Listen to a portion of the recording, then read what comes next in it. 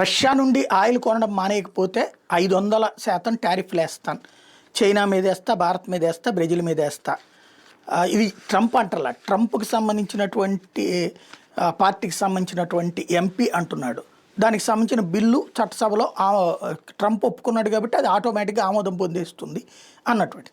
కాకపోతే అక్కడ సెనెట్లో అడ్డుపడే అవకాశం ఉంటుంది, ఎందుకంటే అక్కడ డెమోక్రాట్స్కి గట్టిగానే ఉన్నారు, ఈవెన్ రిపబ్లికన్స్లో కూడా కొంతమంది రియాక్ట్ చేసే అవకాశం ఉంటుంది. అది పక్కన పెడితే దీన్ని తట్టుకోగలుగుతా భారతదేశం. ఇప్పుడు 50% టారిఫ్లు వేశాడు, మన సేల్స్ ఏమైనా పడిపోయిందా? ఇక్కడ కాబట్టి ఇంకో మార్కెట్కి వెళ్తాం, కొన్ని రోజులు ఇబ్బంది ఉంటుంది. కానీ ట్రంప్ చెప్పినట్టు రష్యా దగ్గర నుండి ఆయిల్ తీసుకోకపోతే ఇవాళకి ఇవాళ మనం 250 రూపాయల నుంచి 350 రూపాయలు పెట్టి ఆయిల్ కొనుక్కోవాలి.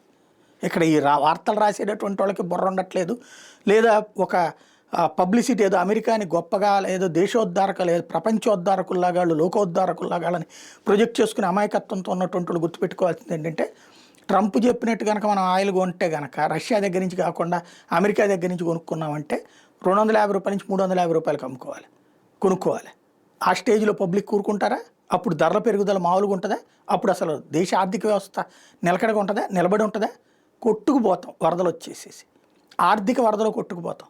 కాబట్టి మోడీకి ఇది పరీక్షా సమయం. ఏంటంటే ఇటు ఈ 500% టారిఫ్ వేయడం వల్ల ఒక 10 నుంచి 12% మంది ఇబ్బంది పడతారు. బట్ ఆ టారిఫ్ కనుక వాళ్ళ మాటలకి భయపడి ఆయిల్ తగ్గించుకున్నామా, రష్యా నుండి కొండం మానేసామా, దేశంలో 85 నుంచి 90% మంది కాదు, 100కి 100% మంది సఫర్ అవుతారు.